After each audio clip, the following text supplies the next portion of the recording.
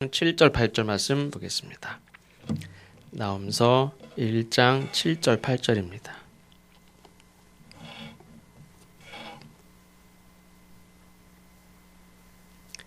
다 같이 한 목소리로 봉독하겠습니다. 여호와는 선하시며 환난 날에 산성이시라. 그는 자기에게 피하는 자들을 아시느니라. 그가 범람하는 물로 그곳을 진멸하시고 자기 대적들을 흑암으로 쫓아내시리라. 아멘. 예전에는 제일 잘 사는 나라가 일본이다. 그랬고 또 어떤 때는 이제 미국이 제일 잘 사는 나라가 되었고, 일본은 어느 정도인가 잘 모르겠는데 요즘에는 세계적으로 제 두 번째로 경제 대국이 중국이다 이렇게 얘기를 합니다. 예전에는 우리나라가 중국 사람들이 우리나라 와도 중국 사람들은 못 사는 나라 사람들 이렇게 생각을 했고, 제가 한 15년 전에 강화 이렇게 동북삼성 지역, 물론 그쪽에 좀 못 사는 지역이기도 하지만 그쪽 갔을 때는 100원이면 뭐 실컷 뭐를 먹고 막 이렇게 했던 기억이 납니다. 그리고 시골에는 화장실 걱정들 얘기해서 화장실 갈 때 미리미리 화장실 다녀오고, 그런 시골읍내 도시 다니면 화장실은 다 옛날 그 푸세식 화장실에 앞이 뻥 뚫려 있는, 앉아 있으면 서로 지나가는 사람들이 보는 그런 화장실에, 그래서 똥이 막 이렇게 쌓이고, 이렇게 뒤에 가면 막 이렇게 막 흘러 넘치는 그런, 이렇게 사람들이 다 왔다 갔다 하면서 다 보는, 물론 일부러 보는 사람 없지만 다 그러니까 그런 미개하고 못 살고 이런 나라로만 생각을 했는데, 그래서 우리나라에 그 사람들이 와서 보면, 서울에 와서 보면 와 이런 도시가 있구나 뭐 이렇게 놀라워하던 사람들이었는데, 지금은 우리나라의 강남과 같은 그런 도시가 중국에는 얼마든지 많고, 인천 송도 같은 도시, 신도시들이 얼마든지 많고 그렇습니다. 그래서 오히려 이제 상해나 이런 데 가면 너무너무 대단한 그런 도시구나 하는 것들을 이제 보게 된다고 그렇게 얘기를 하더라고요. 저도 못 가봐서. 그래서 지난번에 여기 웨이하이 갔을 때도 도시가 옛날에는 아주 그 일제시대 때 일본이 우리나라로 쳐들어오고, 그 다음에 이 산둥반도 거기도 쳐들어가고 그랬을 때, 그때만 해도 작은 이 항구 도시였는데, 지금은 이쪽에 무슨 우리나라 청라 신도시, 무슨 송도 신도시, 뭐 이렇게 그 도시 전체가 아주 깨끗하고, 거기 선교사님도 여기서는 밤에도 어디 다녀도 여기는 안전하다고, 그렇게 깨끗하고 안전하고 하다고 말을 할 정도로, 한국에 무슨 그 송도나 이런 데 와서 도심 돌아다니는 것 같은 착각, 사람만 이렇게, 우리나라 사람들도 많고 그렇습니다. 예전에 그 성지순례 갔을 때 터키, 그다음에 그 독일하고 그쪽에 프랑스, 스위스 잠깐 갔을 때 그 가이드가 하시는 말이 뭐냐면, 중국 사람들이 스위스 시계점들이 많잖아요. 그러면 이렇게 보면 1,000만 원짜리, 1,200만, 1,300만 원짜리 쭉 있는데, 우리는 그냥 구경하는 거고, 제가 세이 시계 사올 때도 14만 원짜리 이거 한번 중학교 졸업한다고 그래서 사오고 그랬는데, 1,000만 원짜리들이 쭉 있는데 중국 사람들은 쫙 들어와서 쭉 보고 요거 담아주세요. 싹 쓸어간대요. 아니 돈이 이렇게 많은가? 돈이 그렇게 많대요. 돈이 그렇게 많은 사람이 그렇게 많대요. 1,000만 원짜리 시계를 쓱 쓸어서 담아서 가져갈 정도로 그렇게 돈이 많은 사람이 그렇게 많은 나라가 중국이 됐습니다. 돈 많은 사람들이 얼마나 많은지 상상할 수 없을 정도로 이렇게 많은 나라가 됐습니다. 경제적으로 대국이 됐습니다. 그런데 며칠 전 뉴스에 보니까 이 영국으로 밀 입국하려는 이 냉동 창고에 39명이 다 죽은 시신이 발견이 됐죠. 물론 이제 그 다음에 나온 뉴스가 베트남 여성도 아마 거기 있는 것 같다. 그래서 냉동 창고, 냉동 트럭이죠. 냉동 트럭에 39명이 이제 몰래 그 창고, 그 트럭 통째가 이제 이렇게 어떤 밀입국이 되는 상태에서, 사람이 너무 많으니까 이렇게 예를 들면 1시간 있다가 나와야 된다든지 2시간 있다가 나와야 되는지, 근데 나오면 다 들통이 나고, 그렇다고 안 나올 수는 없는데 거기서 숨이 막혀서 나 죽어가고 있다고 문자를 그렇게 베트남 어떤 여성이 보낸 문자가 나왔지 않습니까? 그러면서 31명 다 죽어서 발견됐습니다. 어쨌든 거기에 맨 처음에는 다 중국 사람이라고 했는데 어쨌든 거의 다 중국 사람인 것 같습니다. 그래서 왜 세계에 많은 사람들이 중국이라는 그 시장에 들어가서 돈을 벌려고 들어오고 또 중국 사람들이 돈을 실제로 많이 벌고 근데 왜 오히려 어떤 사람들은 목숨을 걸고 중국을 떠나고 있는가? 여러 가지 이유가 있겠지만 저는 그 땅이 공정한 삶이 실현되지 못하는 사회이기 때문에 그렇다 하는 생각을 갖습니다. 물론 여러 가지 이유가 있겠지만 그럼 중국을 떠나서 다른 나라로 가면 괜찮을까? 그렇지 않습니다. 세계 국제 이 정치나 이런 것 자체가 사실은 정말 인간을 위하는 그런 선한 그런 의도와 선한 정책들이 반영이 잘 되는 그런 정치가 이루어지느냐? 그렇지 않습니다.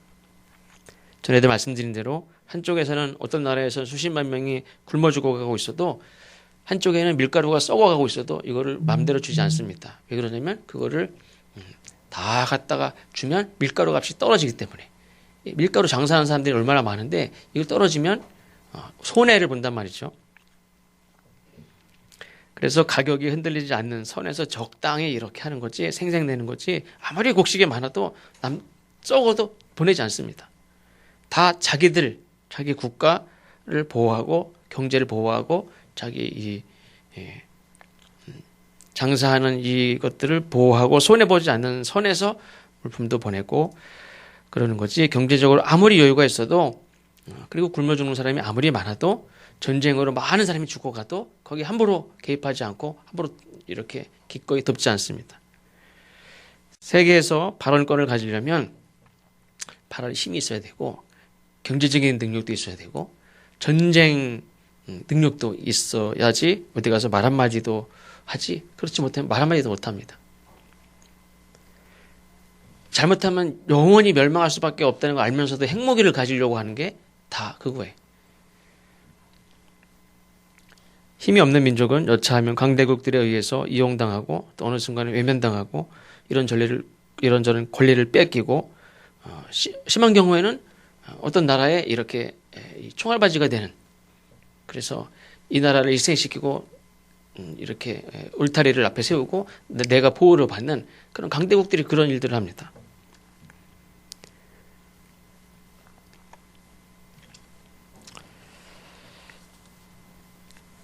우리나라가 다른 나라와 경쟁하지 않고 우리나라는 우리나라끼리 만족하면서 행복하게 살고 싶지만 그렇지 못하죠. 주변 국가들이 가만히 있지 않습니다. 우리나라도 그렇죠. 이 한반도가 북으로는 중국이 있고 러시아도 있고 일본도 있고 그래서 우리가 거의 그냥 기본적으로 2000년 역사만 봐도 얼마나 많은 간섭을 당하고 어려움을 당했는지 모릅니다. 이 오늘 말씀에 나홈이라는 선지자가 살던 이 때도 이 유다라는 나라도 아주 작은 나라죠. 그 근방에 있는 나라들에 비하면 정말 작은 나라입니다.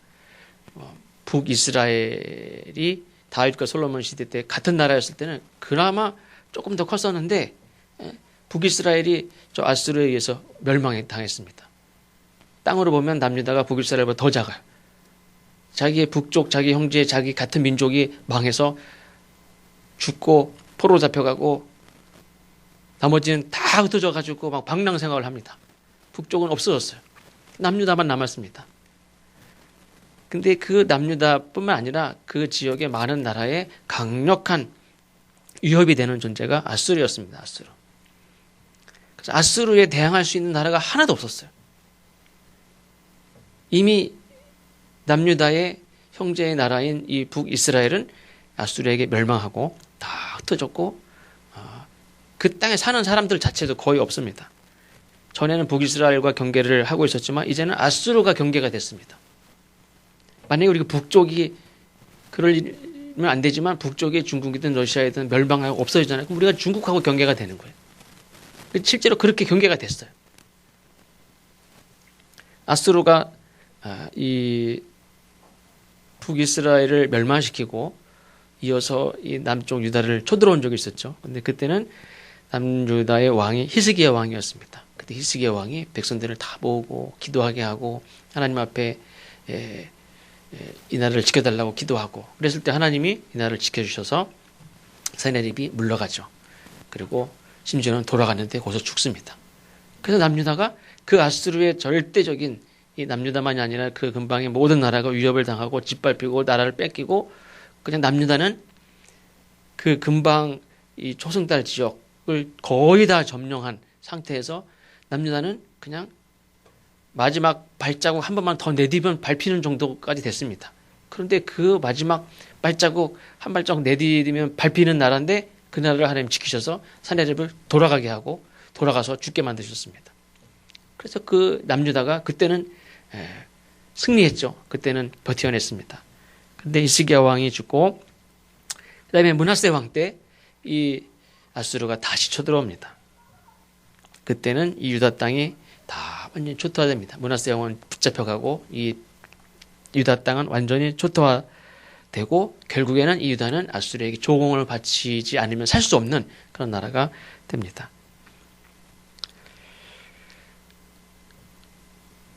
그러니까 이 남유다 백성들의 입장에서는 이 아수르라는 힘은 절대적인 힘이었습니다. 실질적으로 지배하고 있었고 이 일본이 우리나라 일제 강점기 때 같이 모든 권리를 다 가져갔고 언어도 또 종교도 우리가 신사를 참배를 의무적으로 해야 됐고 그래서 심지어는 저희 감리교 신학대학교 서울 서대문에 있던 감리교 신학대학교 학생들도 거기서 다 걸어내서 남산의 신사까지 걸어가서 거기서 예배를 드리고 일주일에 한 번 우리가 저도 초등학교 때 국민학교 때 월요일날 조회 쓰잖아요. 지금도 월요일날 조회 쓰는지 모르겠는데 그 조회를 남산 신사에 가서 거기서 예배를 드리고 그리고 와서 일주일을 시작했어요. 모든 신학교 종교의 자유가 없었죠. 모든 사람들을 다 이 아수르의 우상 앞에 다 세우고 절하게 하고 언어도 다 아랍어를 배우게 하고 모든 것들을 다 착취하고 강요하고 빼앗고 조공을 요구하고 그래서 이 아수르의 힘은 절대적이었습니다. 모든 법은 기존에 있던 법은 다 없어요. 그냥 아수르의 법으로 다 재편이 됐습니다. 그래서 그 아수르 앞에 말 한마디 할 수 없습니다. 뭐 이것이 옳은 거 아닙니까? 이건 틀린 거 아닙니까? 이 말을 한마디도 못합니다. 그 절대적인 힘 앞에 복종할 수밖에 없는 그런 시대가 됐습니다. 근데 나홈은 어떤 믿음을 가지고 있었냐면 아니다. 당시의 세상의 절대적인 힘은 아수르의 힘이었습니다. 그러나 이 나홈은 아수르는 하나님 앞에 너무나 큰 죄악을 범했고 아수르는 반드시 하나님의 심판을 받는다. 칼을 들어서 어떤 지휘봉을 들어서 재판하는 건 아수르지 그 아수르를 재판할 수 있는 나라는 아수르를 재판할 수 있는 판단하고 심판할 수 있는 분은 아무도 없다고 생각했습니다. 그러나 나홈은 아니다. 세상에 절대라고 생각하는 그 아수르의 힘, 그 힘을 심판하실 분이 하나님이 계시다. 대부분 많은 선지자들이 이스라엘 백성들을 자기 나라 왕에 대해서 자기 백성들에 향해서 회개하라고 책망도 하고 잘못했다고 하고 그러지만 저 아수르에 대해서 뭐 이렇게 이야기하는 사람 별로 없었어요. 아수르의 실질적인 지배를 받는 아수르에 대해서 험담을 하거나 아수르에 대해서 뭐 흉을 보거나 아수르에 대해서 반기를 들거나 다른 얘기를 하거나 무조건 잡혀가는 시절에 하나님 앞에 아니다. 하나님이 이 아수르를 심판하실 것이다. 그렇게 예언을 했습니다. 이거는 굉장한 용기가 필요한 거죠. 보통 내 백성들에 대해서는 회개하고 돌아오라고 구원받으라고 멸망한다고 막 그렇게 하지만 아수르를 향해서 그렇게 얘기하는 사람은 많지 않았습니다. 그런데 이 나홈이라는 사람은 아수르에 대해서 멸망할 것을 예언합니다. 물론 우리가 지난번 요나 말씀도 봤지만 요나도 이 아수르의 수도가 니느웨입니다.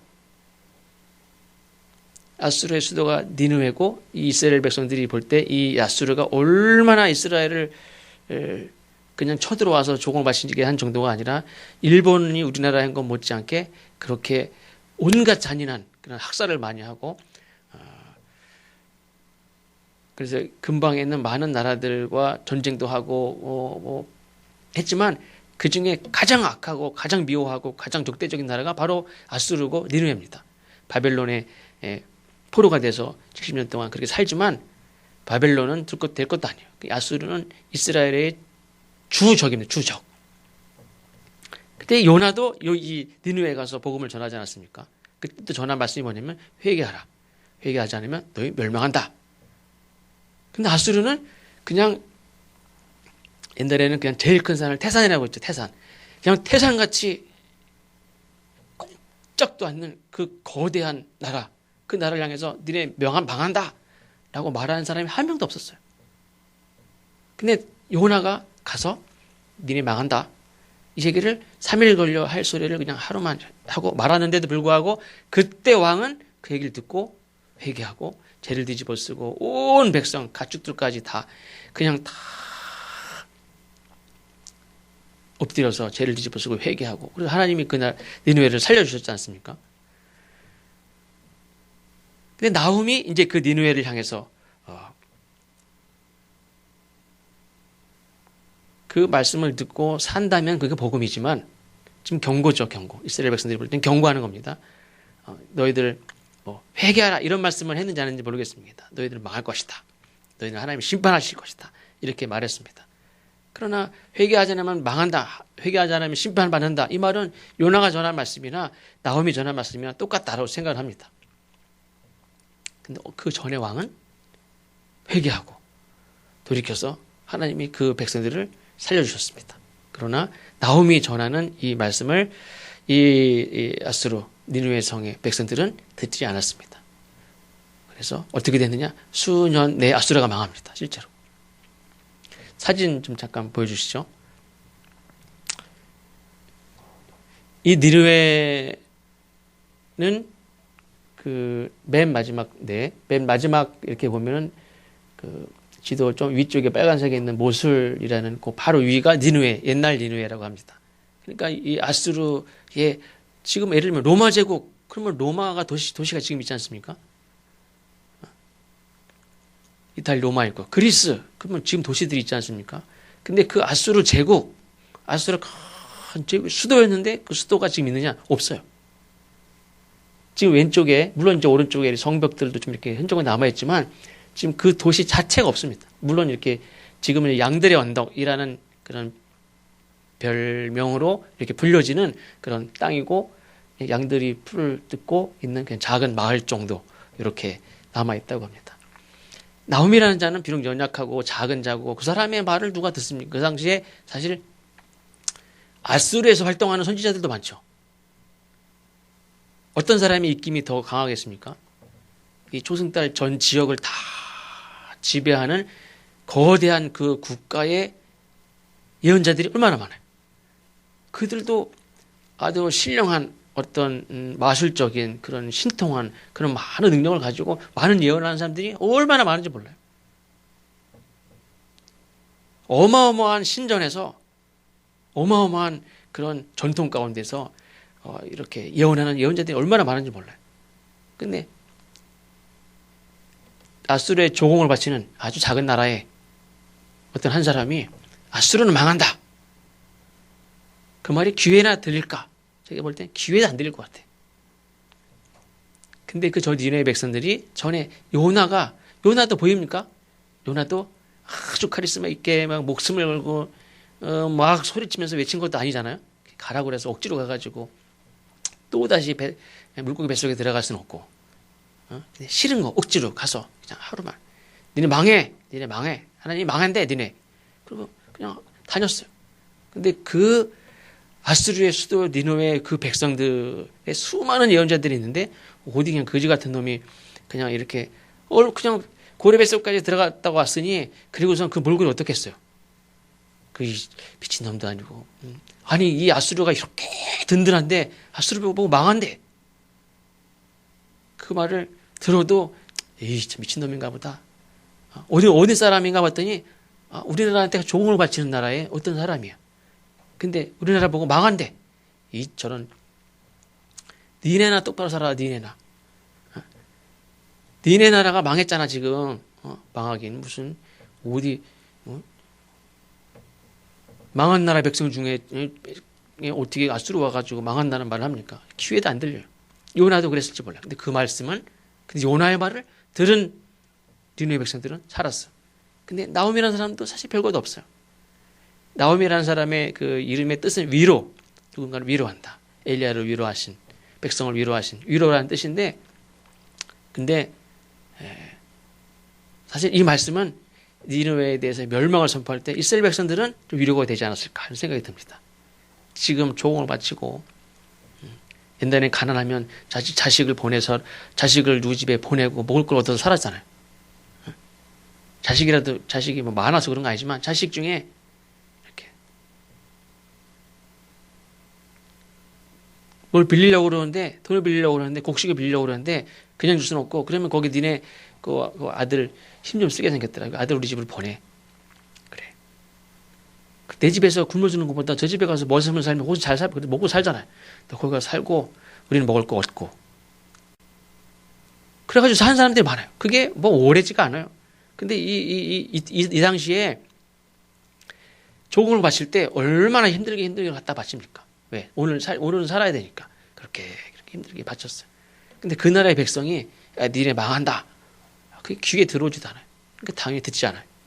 그 결과가 뭐냐면 아수르가 5년 내로 망합니다. 그래서 그 이후에 도시가 다시 이렇게 세워진 적이 없대요.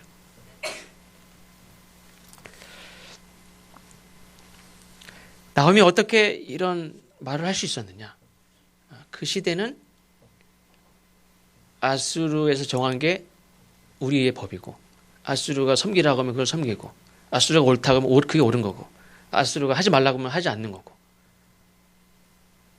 아수르가 뺏어가도 뺏기는 거고, 아수르 위에 아무것도 없었어요. 아수르가 최고의 권력이고, 아수르가 진리고, 아수르가 대세고, 아수르가 그냥 어쩔 수 없어요. 아수르 때문에 어쩔 수 없어요. 그런 시대에 하나님이 진노하시면 너희들은 망한다 라고 나홈은 그렇게 말을 했다는 게 참 중요합니다. 그리고 하나님이 진노하시면 아수르를 심판하신다 하는 그런 믿음이 나홈에게 있었다는 거, 그게 참 중요해요. 우리는 이 시대에 살죠. 돈이 주인이다.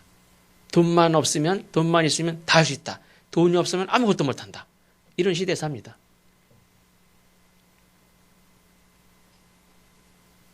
미국이, 중국이, 이 당시에는 우리나라는 지금 어떤 한 나라가 세계를 막 완전 지배하는 그런 시대가 아니죠.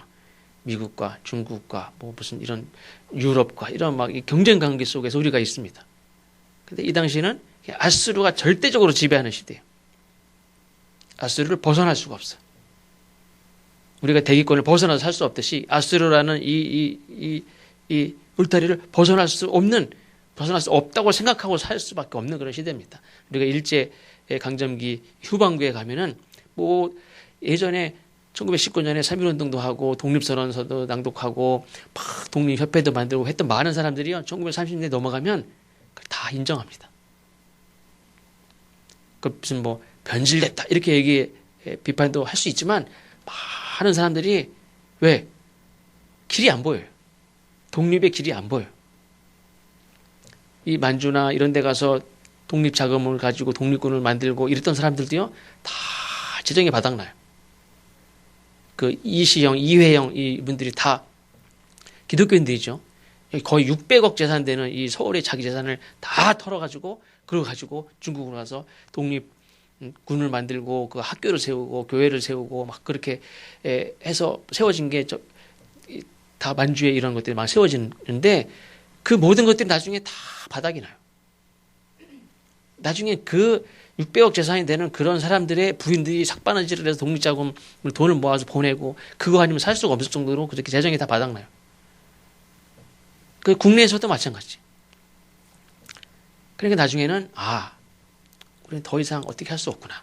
이 패배감에 그다음에 일본과 함께 사는 것이 이민족이 사는 길이구나. 이렇게 해서 많은 사람들이 이거를 인정하고 그래서 결국에는 다 일본 시키는 대로 합니다. 그런 시대에 일본은 망한다 라고 말하는 사람이 있었느냐? 많았죠. 그래도 있었어요. 우리나라는 독립된다라고 믿었던 사람도 있고 그 신념을 또 하나님이 이 나라를 독립시켜 주신다. 그런 믿음을 가지고 그래도 어떻게 보면 신앙을 가진 사람들이 많이 버텼어요. 그게 자랑스러운 거예요. 그런 시대에 그래도 아무리 공부를 많이 하고 유학을 갔다 온 사람들이고 뭐 서양을 갔다 왔든 일본을 갔다 왔든 중국에서 유학을 하고 왔던 이 사람들이 나중엔 다 포기합니다. 그리고 그냥 일본과 함께, 왜 일본이 어마어마한 대국이에요. 그거를 처음 경험해요. 우리나라는 여태까지 그냥 나무 밴데 여기는 막 그냥 새로 만든 그 군함들, 기차기를 놓고 기차를 놓고 전기를 놓고, 이거는 우리나라가 가만 우리끼리 해도 100년 돼도 못할 정도로 그렇게 어려운 일인데 이거는 어마어마한 그런 대국이에요. 여기 이 나라와 함께 사는 게 우리나라 사는 길이다. 이렇게 많은 사람들이 생각을 바꾸고 포기했어요. 근데 끝까지 독립을 할 수 있다고 믿었던 사람들이 다 예수 믿는 사람들이었습니다. 어쨌든 그런 절대적인, 이걸 벗어날 수 없다고 생각했던, 이 지배를 벗어날 수 없다고 생각했던, 여기에 절대적인 힘은 아수르라고 믿었던, 모두가 그렇게 생각했던 그 시대에 나오면 하나님이 진노하시면 아수르는 망한다 라고 믿었고, 그렇게 하나님은 그렇게 알았던 거예요. 아는 사람이 평생 하나님을 믿었지만 아수르에 짓눌리면서, 먹고 사는 건 짓눌리면서 하나님이 하시려고 하시면 하신다라고 하는 그런 생각을 아무도 못 가졌어요. 근데 나오면 하나님이 좀 분명히 잘못된 일이야. 아수르가 그렇게 부강하고 힘이 있으면 그 큰 나라로서 많은 좋은 일을 해야 되잖아요. 그게 당연한 거죠. 근데 악한 일을 한단 말이에요. 작은 나라에게 조공을 요구하고 사람을 잡아가고 우상을 섬기게 하고 약소 국가들을 막 착취하고, 그게 큰 나라가 할 일입니까? 이거는 하나님이 진노하신다. 그렇게 믿었고 하나님은 그런 악한 죄를 짓는 것들을 반드시 심판하신다. 이런 분명한 하나님에 대한 믿음이 있었어요. 하나님은 정의로운 분이다. 하나님은 공의를 행하시는 분이다. 하나님은 약한 자가 짓밟히고 착취당하는 걸 두고 보시지 않는다. 하나님은 반드시 이거를 심판하신다. 이런 믿음이 있었기 때문에 그렇게 얘기를 했어요. 그러니까 우리는 이 시대에 돈이면 다 되고 돈이 없으면 아무것도 못하고 하는 세상에서 그거에 눌려서 이렇게 살지 않습니까? 이런 시대에 그게 세상의 진리가 아니라, 그게 원리가 아니라 하나님이 하시면 하신다. 그런 믿음을 가져야 되고 그렇게 말할 수 있는 저희들이 되어야 될 줄로 믿습니다.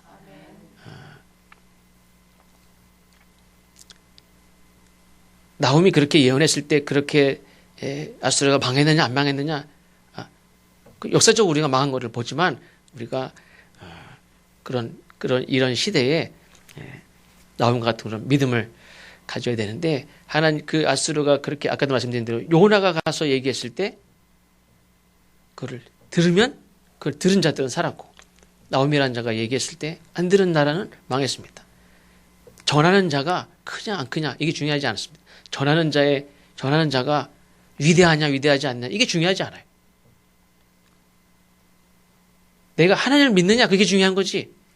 내가 하나님을 믿고 그 하나님은 이런 분이다 라고 확신을 가지고 말할 수 있는 사람이 되는 거, 그 믿음을 가지고 사는 사람이 중요하지.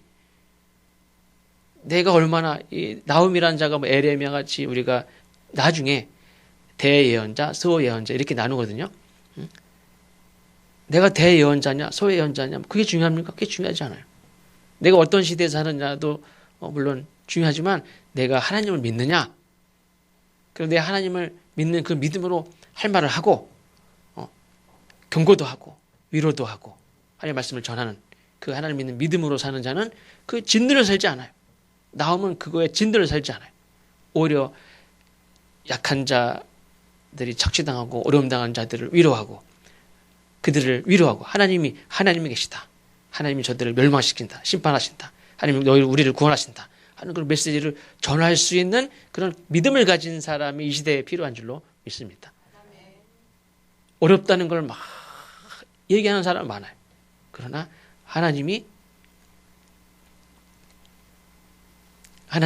진노하시면 악한 자들을 심판하시고, 하나님은 사랑이 많으시고 자비로우신 분이기 때문에 하나님은 반드시 약한 자를, 착취당하는 자를 오래 두지 않고 반드시 구원하시고 위로하신다, 구원하신다 하는 그런 말을 할 수 있는, 우리를 짓누르고 있는 것이 무슨 경제적인 것이든 아니면 어떤 다른 어떤 무엇이든지 간에 우리가 말을 할 수 없는, 우리 그런 믿음을 가질 수 없는, 우리가 그런 용기를 가질 수 없는 그런 뭔가 눌려서 우리가 살고 있는데, 그런 것들을 다 이렇게 벗어버리고 우리 하나님을 믿는 그런 담대한 믿음으로 하나님을 증거할 수 있는 저와 여러분 되시기를 주의 이름으로 축원합니다. 기도하겠습니다. 하나님 감사합니다.